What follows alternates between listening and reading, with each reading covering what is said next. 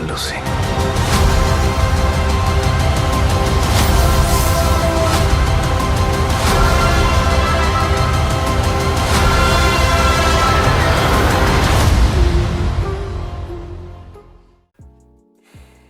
Bah, c'est mieux que l'épisode d'avant, franchement. Mais je sais pas pourquoi, je suis quand même déçu. Andor, épisode 6. Bien évidemment, si vous n'avez pas vu l'épisode, quittez immédiatement cette vidéo. Si vous nous quittez, abonnez-vous, partagez, likez, commentez, vous connaissez la chanson. Et en attendant, nous, on est parti. C'est l'intro la plus courte de ma vie, putain!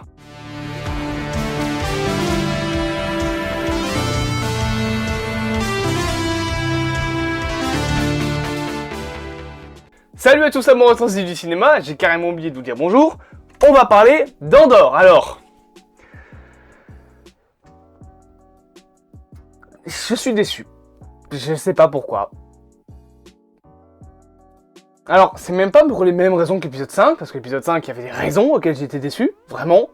Là, juste, j'ai pas passé un moment incroyable devant Andor épisode 6. Je m'ennuie, en fait. Je m'ennuie déjà. Je vais remettre la caméra à droite, pardon. Je vous bouge un petit peu, voilà. Du coup, je disais qu'on est qu'à la moitié de la série. Et je m'ennuie déjà. C'est triste, hein, parce que ça avait super bien commencé. Mais, voilà. Je sais pas. Pourtant, des séries plus sérieuses, j'adore ça, franchement. Je prends souvent comme exemple une série qui est incroyable et qui est assez sérieuse, Tchernobyl, parce que vraiment c'est une série mais qui est juste géniale. Mais là, je sais pas, Mais on va commencer par les points forts, notamment avec la réalisation. C'est beau. Ah oui, ça faut le laisser à l'épisode. Ah alors là, l'épisode, il est magnifique. Il y a quand même des points négatifs concernant la mise en scène, etc. On va y revenir. Mais concernant les points positifs, rien que les scènes de l'œil, donc la pluie d'astéroïdes. Oh mais ça c'est très beau. Ça c'est du petit pain. C'est magnifique. C'est jouissif à l'œil. Tu as des scènes notamment avec par exemple les autochtones de la planète qui sont dans un creux de montagne et tu as juste tu vois juste le ciel en fait avec toutes les pluies d'astéroïdes. Franchement ça, ah ouais. Oh c'est beau. Oh oui, il y a quand même, il y a du travail. Même cette scène par exemple est entrecoupée de scènes de course-poursuite entre 3 chasseurs TIE et le cargo dans lequel il y a Cassian Andor et les rebelles. Ces scènes-là, elles sont très très jolies. Et elles font sur le coup, elles font vraiment bien, elles sont plutôt jolies, les effets spéciaux sont pas mal niveau qualité dans la série, ça, heureusement, hein, parce qu'on quand on voit certains effets spéciaux de nos jours, on grince un petit peu des dents, mais voilà. Là, c'est beau. C'est très beau. Il y a des scènes, franchement, qui sont plutôt stylées, notamment également l'ouverture, par exemple, du conteneur. Je pense que c'était des crédits, du coup, qu'ils ont volé. Ouais, c'est des crédits qu'ils ont volés à l'Empire. Donc là où il y avait tous les crédits, t'as un énorme couloir avec toutes les pièces en or dedans, dans des cylindres. Et franchement, c'est plutôt classe. Même les moments où ils prennent les affaires, enfin, quand ils prennent les cylindres, c'est une scène qui est plutôt bien mise en scène. Donc voilà, il y a du niveau. Après, il y a quand même des points dont il faut qu'on reparle. Notamment le fait que c'est beaucoup trop sombre, putain. Je sais pas ce qu'ils ont avec la lumière, mais ils ont dû virer le technicien. À partir de l'épisode 3, le mec il s'est barré. Il a été licencié, c'est pas possible. Il y a des scènes, je vous jure, on voit rien. Alors peut-être que c'est un nouveau style, on va dire, qui m'échappe dans les nouveaux films, hein, de ne absolument rien voir, ou dans les nouvelles séries. Mais là, ça en est tellement sombre que je vous avoue qu'il y a des fois où je confonds des personnages et où il y a un moment j'ai cru voir mourir Cassian Andor. J'ai cru que je l'avais vu se voir tirer une balle dans le dos. Puis je me suis rappelé que c'était pas Cassian Andor, mais il fait tellement sombre dans l'épisode que je vois que dalle. Et ok, là sur le coup l'épisode a sur certains points l'excuse de oui mais ça se passe durant la nuit. Oui, alors il y a une différence entre quand ça se passe en extérieur durant la nuit et quand ça se passe dans une base militaire de l'Empire qui est censée être quand même habitée pratiquement H24, dans lesquelles il y a des gens. Il y a un moment, si les gens ne voient pas ce qu'ils sont en train de surveiller, ça va poser problème. Donc, il fait beaucoup trop sombre dans l'épisode. beaucoup trop sombre. Et c'est un problème qui commence à m'énerver parce que dans la série, il y a des couleurs qui sont tellement désaturées que c'est gris de partout. C'est dépressif le truc. Alors je suis pas contre les couleurs désaturées, hein. Par exemple, non mais je me casse les couilles.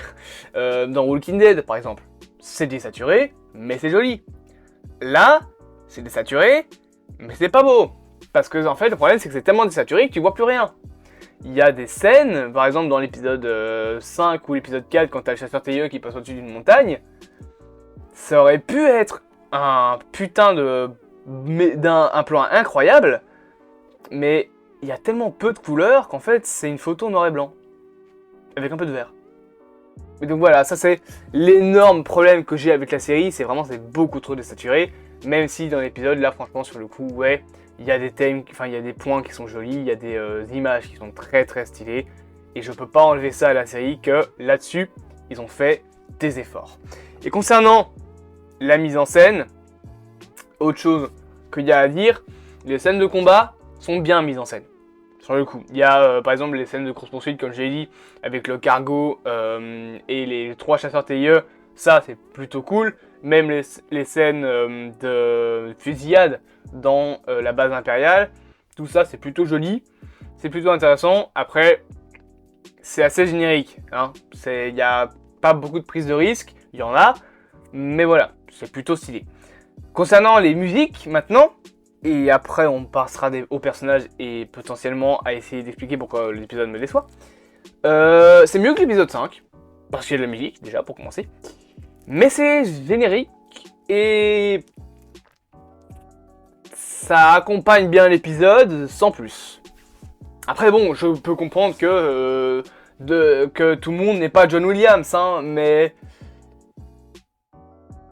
voilà, c'est comme la réalisation. T'as Steven Spielberg et John Watts, mais entre les deux, il y a quand même quelque chose, tu vois. Et c'est bien d'être ce quelque chose. Là, les musiques sont pas mauvaises, elles accompagnent bien la série, mais elles apportent pas grand chose, en fait. Il pourrait y avoir autre chose comme musique que ça apporterait pas plus de trucs. Et surtout, je ressens pas personnellement une ambiance à la Star Wars dans les musiques de la série Andor, à part quelques thèmes comme les thèmes avec les title cards, d'ailleurs qui sont différents il me semble à chaque épisode. Bon, moi j'ai arrêté de regarder parce que me taper 5 minutes de replay de l'épisode d'avant plus 3 minutes de title card entre celui de Star Wars et celui de Andor en lui-même, moi ça me saoule plus qu'autre chose. Mais voilà, la série Andor a de bonnes musiques dans les thèmes principaux qui rappellent bien évidemment Star Wars, hein, avec toutes les musiques qu'on connaît, l'attaque des clones, la marche impériale, etc. Mais les thèmes d'ambiance, on va dire, ça rappelle pas Star Wars. Pour moi en tout cas.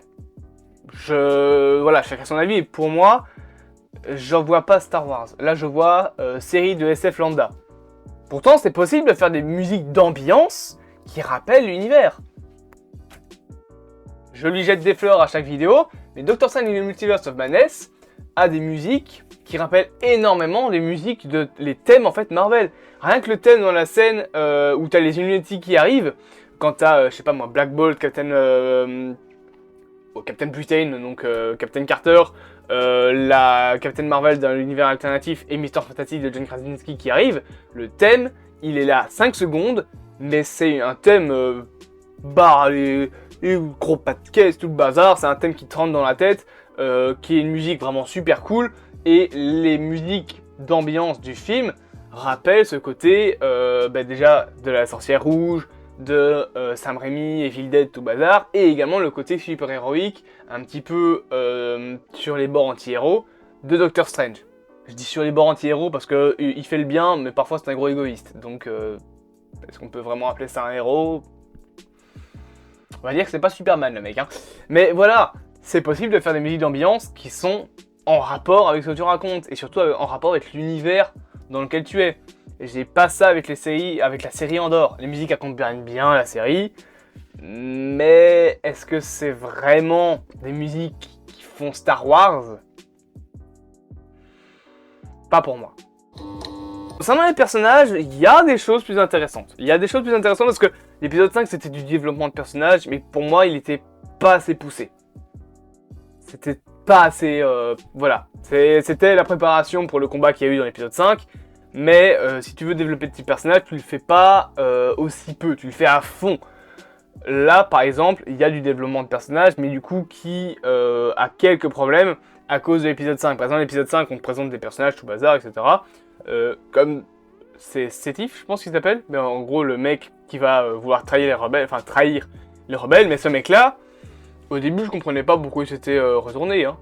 Alors, ça fait un petit peu mec lambda qui est juste un mercenaire, qui est là juste pour le fric. Tu vas me dire, c'est ce que Andor est, mais son retournement de veste est pas assez préparé, on va dire. Tu t'es pas assez attaché au personnage pour te dire « Ah merde, en fait, c'était un connard !»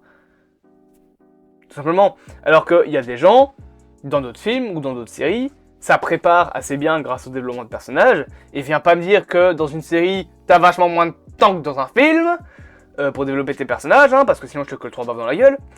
Mais du coup, ben, ça développe assez bien les personnages, et quand la personne se retourne contre le personnage principal, t'es là genre « Ah merde, c'est con, je l'aimais bien !» Tout simplement. C'est plus ou moins ce qu'on peut ressentir, on va dire avec, je sais pas moi, ouais, Mordo dans Doctor Strange 1. Le personnage est assez préparé que pour que quand, en fin de film, on te dit qu'il veut tuer tous les sorciers, tu te fais « Oh !» Ah, tu vois. Là, dans l'épisode 5, enfin dans l'épisode 6 d'Andor, le mec se retourne, propose 40 millions à Cassian Andor et se barrer.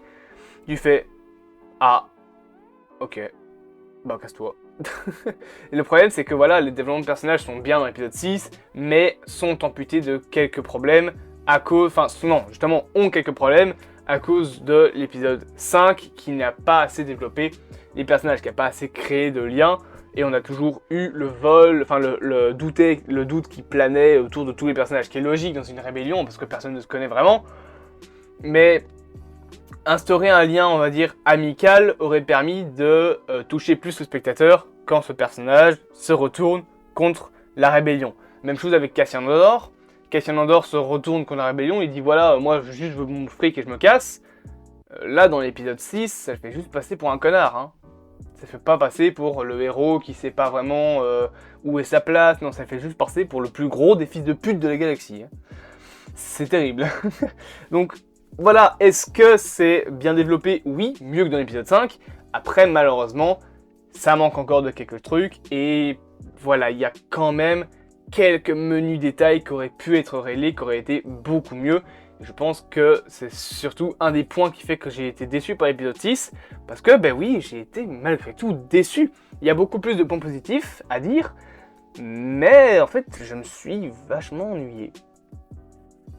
Est-ce que c'est parce que les scènes de combat sont lentes, plates? Bah pas vraiment.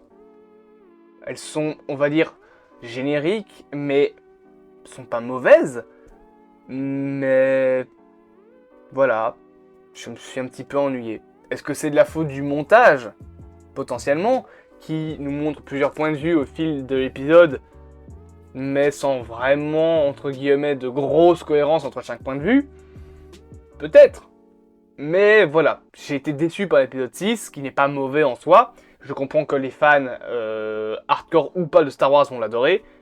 Mais moi, je suis un petit peu, voilà, déçu de l'épisode 6. Qui est pas mauvais encore. En soi, il est très bon même. Mais moi, il me manque un petit truc. Il me manque ce petit truc pour qu'il soit bien. En attendant, du coup, bah, c'est la fin de cette petite vidéo. Alors, je sais, de base, j'aurais dû faire une vidéo, je sais pas si elle sortira aujourd'hui, franchement, sur les différents reports Star Wars Marvel, potentiellement qu'elle sortira jeudi. Pourquoi? Parce que jeudi, je ne me déplace pas, je n'ai pas la moitié de la journée remplie, plus des choses à faire l'après-midi, là c'est mal tombé. Donc, potentiellement qu'elle sortira tard au soir, ou alors jeudi au matin, vu que la critique de She-Hulk, elle, plutôt sortira plus tard. En conclusion, du coup, je conçois qu'il s'agit d'un bon épisode. Hein, la série n'est pas mauvaise. On n'est pas au niveau de She-Hulk, encore une fois. On n'est pas au niveau où je me dis, merde, ça va être chiant sur toute la longueur. Non, je vais quand même continuer à regarder Andor. Mais disons que j'ai l'impression que c'est juste pas une série faite pour moi. Peut-être. J'ai vu sur Twitter les gens qui disaient ouais mais ça va pas plaire au public YouTube. Alors est-ce que je fais partie du public YouTube? Peut-être. Mais voilà. Encore une fois, moi, je l'avoue, c'est pas un mauvais épisode en soi. Juste, voilà, oui, j'ai pas accroché, malheureusement. En attendant, si tu as aimé cette vidéo, tu peux t'abonner, partager, liker et commenter en me disant est-ce que tu as aimé ou pas l'épisode et surtout en m'insultant mes grands morts parce que je suis jamais à l'heure, parce que l'épisode est sorti à 9h du matin, je rappelle. Et bien évidemment, tu me connais, je reprends plutôt mon petit cap. Je te dis au revoir. Si tu as aimé cette vidéo, encore une fois, abonne-toi, partage, like et commente. C'est important, ça fait plaisir, ça référence la vidéo et au moins la chaîne évolue. Voilà, c'était Zayok et je vous dis à plus, amoureux sensible du cinéma.